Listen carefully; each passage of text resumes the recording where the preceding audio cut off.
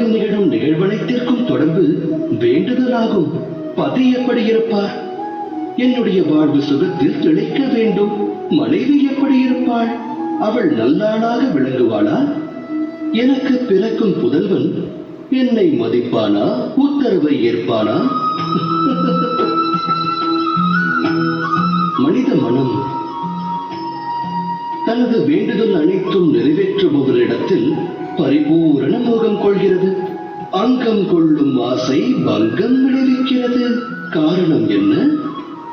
ஏனெனில் ஆசை என்பது மனித மூளையை வியாபிக்கிறது. ஒருவரது ஆசையை உற்றவரே அறியாவிடில் மற்றவர் எவ்வாறு அறிவார்?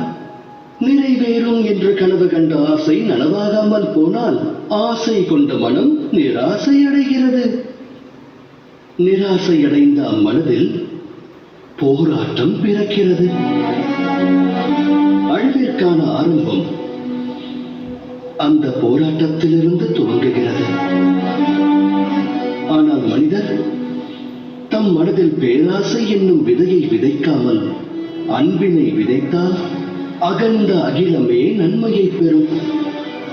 நன்மையை பெறும் அகிலத்தில் நலமோடு மானிடர்கள் வாழ்வார்கள் அல்லவா? விதைப்பது எதுவென்று ஆலோசியுங்கள்.